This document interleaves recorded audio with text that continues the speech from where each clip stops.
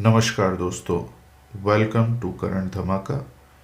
आज के वीडियो में बात करते हैं 29 दिसंबर 2021 से रिलेटेड सभी करंट अफेयर्स की। तो चलिए बिना समय गंवाए बढ़ते हैं आज के पहले क्वेश्चन की तरफ। हाल ही में भारतीय नौसेना ने 32 साल बाद किस नौसैनिक पोत को सेवा मुक्त किया है? जान लेते हैं इस क्वेश्चन का आंसर है INS खुखरी। तो बढ़ते हैं इस क्वेश्चन से जुड़े हुए अन्य महत्वपूर्ण बिंदुओं की तरफ। INS खुखरी, जो कि पहली स्वदेश निर्मित मिसाइल कॉर्वेट थी, उसको आंध्र प्रदेश के विशाखापत्तनम में 32 साल की सेवा के बाद सेवा मुक्त कर दिया गया। यह युद्धपोत मझगांव डॉक शिप बिल्डर्स द्वारा बनाया गया था और 23 अगस्त 1989 को कमीशन किया गया था और यह पश्चिमी और पूर्वी दोनों बेड़े का हिस्सा था। इस जहाज को मुंबई में तत्कालीन रक्षा मंत्री श्री कृष्ण चंद्र पंत और स्वर्गीय कैप्टन महेंद्रनाथ मुल्ला की पत्नी श्रीमती सुधा मुल्ला द्वारा कमीशन किया गया था।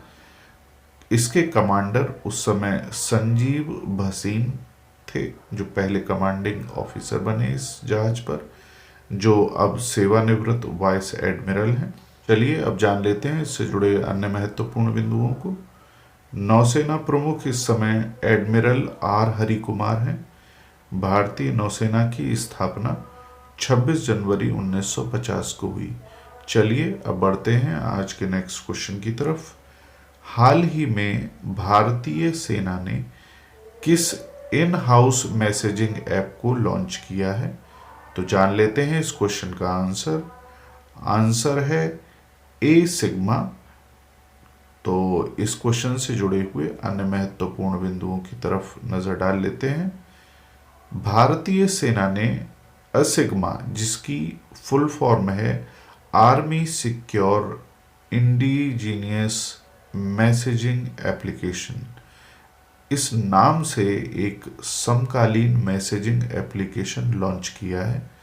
यह एक नई पीढ़ी का वेब आधारित एप्लीकेशन है जिसे सेना के सिग्नल कोर के अधिकारियों की एक टीम द्वारा पूरी तरह से इन हाउस विकसित किया गया है। यह army wide area network messaging application के विकल्प के रूप में काम करता है, जो पिछले 15 वर्षों से सेवा में है। चलिए अब जान लेते हैं कि भारतीय सेना ने इस ऐप को क्यों लॉन्च किया। मैसेजिंग एप्लीकेशन को सेना के लिए सभी भविष्य की आवश्यकताओं को पूरा करने के लिए डिजाइन किया गया है और एक बेहतर उपयोगकर्ता अनुभव का दावा करता है।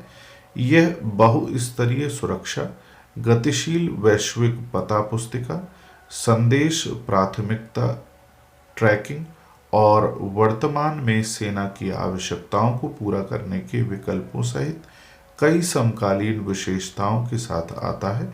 यह भविष्य के लिए तैयार मैसेजिंग एप्लीकेशन विशेष रूप से वर्तमान भू राजनीतिक सुरक्षा वातावरण की पृष्ठभूमि में सेना की रियल टाइम डेटा ट्रांसफर और मैसेजिंग आवश्यकताओं को पूरा करेगा।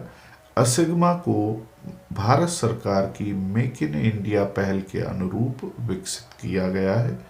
चलिए जान लेते हैं अन्य महत्वपूर्ण बिंदुओं को। थल सेना अध्यक्ष इस समय मनोज मुकुंद नरवणे जी हैं। चलिए अब बढ़ते हैं आज के नेक्स्ट क्वेश्चन की तरफ।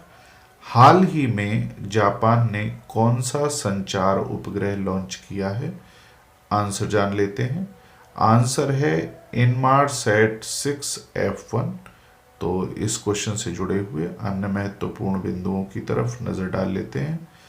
जापान ने अपने तनेगाशिमा स्पेस सेंटर से मित्सुबिशी हेवी इंडस्ट्रीज MHI, जिसको शॉर्ट में बोल देते हैं, इससे HIIA 204 रॉकेट के माध्यम से एक संचार उपग्रह जिसका नाम इनमारसैट 6F1 है, इसको लॉन्च किया है, जो पृथ्वी से लगभग 22,240 मील यानी 35,790 किलोमीटर ऊपर भूस्थैतिक कक्षा में प्रवेश करेगा।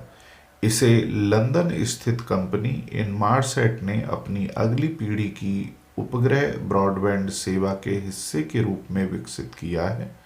उपग्रह 12,060 पाउंड यानी 5470 किलोग्राम का है और 2 I-6 अंतरिक्षयान में से ये पहला है, दूसरा बाद में भेजा जाएगा। अब नजर डाल लेते हैं अन्य प्रमुख बिंदुओं पर। नामित HIIAF-45 इनमारसेट 6F1 लॉन्च 2021 की जापान की तीसरी कक्षीय उड़ान है और HIIA का वर्ष का दूसरा मिशन है, जो कुल मिलाकर HIIA वाहन की 45वीं उड़ान है। यह दोहरी पेलोड उपग्रह है जिसमें L बैंड और K बैंड दोनों शामिल हैं। यह अब तक लॉन्च किया गया दुनिया का सबसे बड़ा और सबसे परिष्कृत वाणिज्यिक संचार उपग्रह है। HIIA जापान का सबसे लंबे समय तक चलने वाला तरल ईंधन वाला रॉकेट है। 2001 से ये चल रहा है और वर्तमान में MHI द्वारा Japan aerospace exploration agency, short में जिसे जाक्सा बोल देते हैं, इसके लिए संचालित सबसे बड़ा रॉकेट है। चलिए अब नजर डाल लेते हैं अन्य बिंदुओं पर।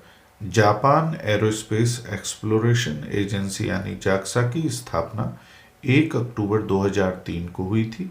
जापान एरोस्पेस एक्सप्लोरेशन एजेंसी का मुख्यालय चोफू, टोक्यो, जापान में है। चलिए बढ़ते हैं आज के नेक्स्ट क्वेश्चन की तरफ। हाल ही में किसने global environment and climate action citizen award 2021 जीता है?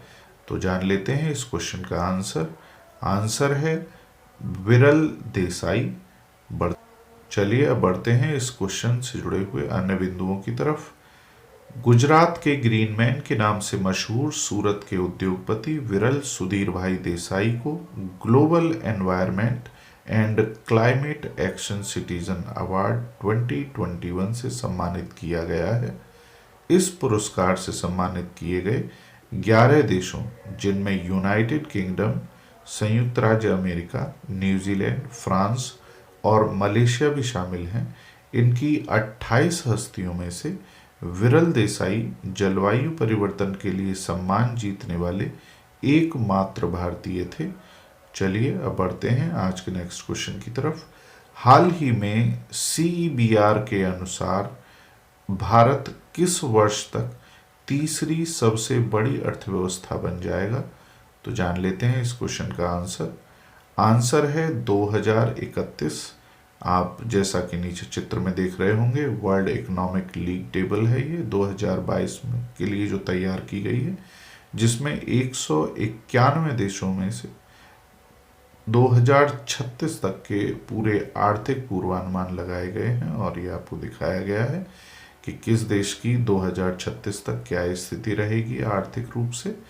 चलिए अब जान लेते हैं इससे जुड़े हुए अन्य महत्वपूर्ण बिंदुओं के बारे में।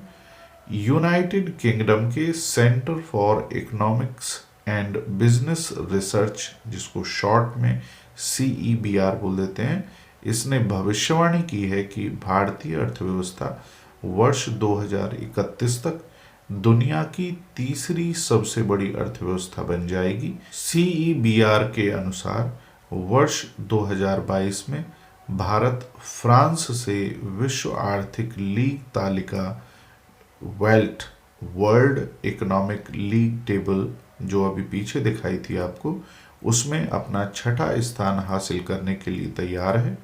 वर्ष 2020 में भारत के सकल घरेलू उत्पाद में कोविड-19 महामारी और उसके बाद के लॉकडाउन के कारण आर्थिक गतिविधियों पर बाधाओं के कारण 7.3% का संकुचन देखा गया था।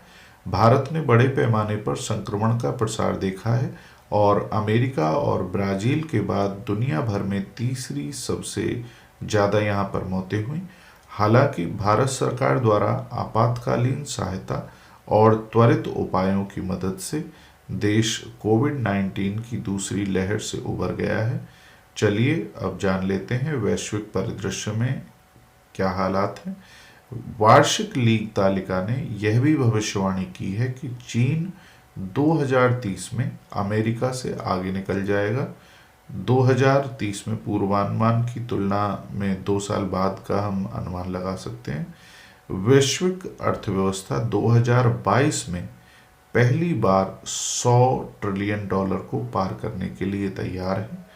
चलिए नजर डाल लेते हैं अन्य महत्वपूर्ण बिंदुओं पर। Centre for economic and business report CEBR के अध्यक्ष हैं इस समय मार्टिन पियर्स एवं centre for economic and business report का मुख्यालय है लंदन UK में। चलिए अब बढ़ते हैं आज के नेक्स्ट क्वेश्चन की तरफ। हाल ही में राजनाथ सिंह ने ब्रह्मोस मिसाइल निर्माण इकाई का उद्घाटन कहाँ किया है। चलिए जान लेते हैं अब इस क्वेश्चन का आंसर है लखनऊ। बढ़ते हैं इस क्वेश्चन से जुड़े हुए अन्य महत्वपूर्ण बिंदुओं की तरफ। रक्षा मंत्री राजनाथ सिंह ने लखनऊ में ब्रह्मोस एरोस्पेस क्रूज मिसाइल निर्माण इकाई की आधारशिला रखी। उन्होंने लखनऊ में DRDO रक्षा प्रौद्योगिकी और परीक्षण केंद्र की नींव भी रखी। ब्रह्मोस परियोजना 5500 नए रोजगार के अवसर पैदा करने में मदद करेगी। ब्रह्मोस मिसाइल के बारे में अब जान लेते हैं। ब्रह्मोस भारत के रक्षा अनुसंधान और विकास संगठन यानी DRDO और रूस के NPOM का एक संयुक्त उद्यम है। ब्रह्मोस मिसाइल का नाम भारत की ब्रह्मपुत्र नदी और रूस की मोस्कवा नदी के नाम पर पड़ा है। भारतीय रक्षा बलों के 3 अंगों ने पहले ही ब्रह्मोस उन्नत हथियार प्रणाली को शामिल कर लिया है। हाल ही में भारत ने चांदीपुर के एकीकृत परीक्षण रेंज से ब्रह्मोस सुपरसोनिक क्रूज मिसाइल के हवाई संस्करण का सफलतापूर्वक परीक्षण किया। चलिए नजर डाल लेते हैं अन्य महत्वपूर्ण बिंदुओं पर। उत्तर प्रदेश की राजधानी लखनऊ है। उत्तर प्रदेश के मुख्यमंत्री इस समय योगी आदित्यनाथ हैं। उत्तर प्रदेश की राज्यपाल इस समय आनंदीबेन पटेल हैं। चलिए बढ़ते हैं आज के नेक्स्ट क्वेश्चन की तरफ। हाल ही में सेबी ने किसे MF सलाहकार पैनल के सदस्य के रूप में नामित किया है। तो जान लेते हैं इस क्वेश्चन का आंसर है आरती कृष्णन। बढ़ते हैं इस क्वेश्चन से जुड़े हुए अन्य महत्वपूर्ण बिंदुओं की तरफ। बिजनेस लाइन के संपादकीय सलाहकार आरती कृष्णन को म्यूचुअल फंड पर भारतीय प्रतिभूति और विनिमय बोर्ड की सलाहकार समिति के सदस्य के रूप में शामिल किया गया है। भारतीय रिजर्व बैंक की पूर्व डिप्टी गवर्नर उषा थोराट की अध्यक्षता वाली समिति निवेशकों की सुरक्षा, उद्योग के विकास और प्रकटीकरण आवश्यकताओं को सुनिश्चित करने के लिए म्यूचुअल फंड विनिमय से संबंधित मामलों पर सेबी को सलाह देती है। यह निवेशकों और घटकों के लिए म्यूचुअल फंड के कानूनी ढांचे को पारदर्शी और सरल बनाने के लिए आवश्यक उपायों को सुझाव देता है। समिति में 24 सदस्य हैं, जिनमें प्रमुख म्यूचुअल फंड हाउस के CEO के साथ साथ अकादमिक, एक्सचेंजों, उपभोक्ता हित समूहों, फंड ट्रस्टी, रेटिंग एजेंसियों, वितरण फर्मों और मीडिया के प्रतिनिधि शामिल हैं। चलिए नजर डाल लेते हैं अन्य महत्वपूर्ण बिंदुओं पर। भारतीय प्रतिभूति एवं विनिमय बोर्ड की स्थापना 12 अप्रैल 1992 को हुई एवं इस बोर्ड का मुख्यालय मुंबई में है और भारतीय प्रतिभूति एवं विनिमय बोर्ड एजेंसी के कार्यकारी हैं इस समय अजय त्यागी। चलिए बढ़ते हैं अब नेक्स्ट क्वेश्चन की तरफ। हाल ही में दक्षिण अफ्रीका की सर्वोच्च न्यायिक पीठ में भारतीय मूल के किस न्यायाधीश को नियुक्त किया गया है। तो जान लेते हैं इस क्वेश्चन का आंसर है नारेंद्रन जोड़ी कोल्लापन। चलिए बढ़ते हैं इस क्वेश्चन से जुड़े हुए अन्य बिंदुओं की तरफ। भारतीय मूल के नारेंद्रन जोड़ी कोल्लापन को दक्षिण अफ्रीका की सर्वोच्च न्यायिक पीठ संवैधानिक न्यायालय में नियुक्त किया गया है। सार्वजनिक साक्षात्कार की लंबी प्रक्रिया के बाद संवैधानिक न्यायालय में नवीनतम परिवर्तन के रूप में 64 वर्षीय कोल्लापन और राममाका स्टीवन मथोपो की नियुक्ति हुई। दोनों 1 जनवरी 2022 से पदभार ग्रहण करेंगे। राष्ट्रपति सिरिल रामाफोसा ने लंबे सार्वजनिक साक्षात्कार के बाद संवैधानिक न्यायालय में राममाका स्टीवन मथोपो और कोल्लापन की नियुक्ति की घोषणा की। चलिए अब जान लेते हैं कोल्लापन के बारे में। कोल्लापन ने 1982 में अपनी कानूनी अभ्यास शुरू किया और जनहित के मामलों को देखते थे। प्रेसिडेंसी ने कहा कि नई नियुक्तियों का न्यायपालिका और कानूनी पेशे में एक शानदार करियर है। 1995 में मानवाधिकार के लिए वकीलों के राष्ट्रीय निदेशक बनने के बाद वह 1997 में दक्षिण अफ्रीकी मानवाधिकार आयोग के आयुक्त बने और 2009 तक आयोग का हिस्सा रहे। कोल्लापन ने कई गैर सरकारी संगठनों और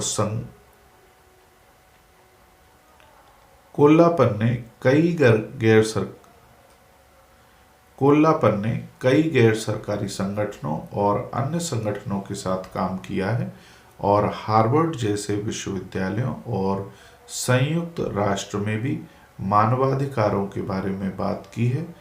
चलिए अब बढ़ते हैं आज के नेक्स्ट क्वेश्चन की तरफ। The Modi gambit decoding Modi 2.0 नामक पुस्तक किसने लिखी है? तो जान लेते हैं इस क्वेश्चन का आंसर है संजू वर्मा। बढ़ते हैं इस क्वेश्चन से जुड़े हुए अन्य महत्वपूर्ण बिंदुओं की तरफ। एक अर्थशास्त्री और भाजपा के राष्ट्रीय प्रवक्ता संजू वर्मा ने the Modi gambit decoding Modi 2.0 नामक एक नई पुस्तक लिखी है। पुस्तक में भारत के प्रधानमंत्री के रूप में प्रधानमंत्री नरेंद्र मोदी के दूसरे कार्यकाल के पिछले 2 वर्षों में विभिन्न उपलब्धियों को दर्शाया गया है। पुस्तक की प्रस्तावना पद्मश्री मोहनदास पै द्वारा लिखी गई है और आफ्टरवर्ड को प्रसिद्ध पत्रकार आनंद नरसिम्हन CNN न्यूज़ 18 के प्रबंध संपादक द्वारा लिखा गया है। चलिए बढ़ते हैं नेक्स्ट क्वेश्चन की तरफ।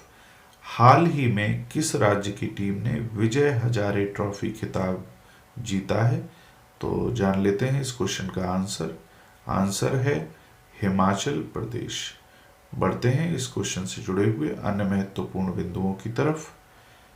हिमाचल प्रदेश ने जयपुर के सवाई मानसिंह स्टेडियम में फाइनल में तमिलनाडु को 11 रन से हराकर अपना पहला विजय हजारे ट्रॉफी खिताब जीता। तमिलनाडु ने पहले बल्लेबाजी करते हुए 49.4 ओवर में चुनौतीपूर्ण कुल 314 रन बनाए। जवाब में हिमाचल ने 47.3 ओवरों में 4 विकेट पर 299 रन बनाए, जब खराब रोशनी ने खेल बंद कर दिया और VJD पद्धति के माध्यम से पीछा करने वाली टीम को विजेता घोषित कर दिया गया। ये VJD है विजय जयदेवन शासन। ये एक पद्धति है जिसके द्वारा विजेता टीम की घोषणा की गई। शुभमन अरोड़ा के नाबाद शतक और चौथे विकेट के लिए अमित कुमार जिन्होंने 74 रन बनाए, इनके साथ उनके 148 रन के स्टैंड ने हिमाचल प्रदेश को विजय हजारे ट्रॉफी 2021-22 फाइनल में अपनी पहली घरेलू खिताबी जीत दिलाई। तो ये हुए आज के सभी करंट अफेयर्स। वीडियो पसंद आया हो तो प्लीज़ लाइक करें, शेयर करें, सब्सक्राइब करें और अपने फ्रेंड्स और बाकी अन्य ग्रुप्स में ज़्यादा से ज़्यादा शेयर करें। चलिए मिलते हैं नेक्स्ट वीडियो में अन्य करंट अफेयर्स के साथ। तब तक के लिए नमस्कार, धन्यवाद।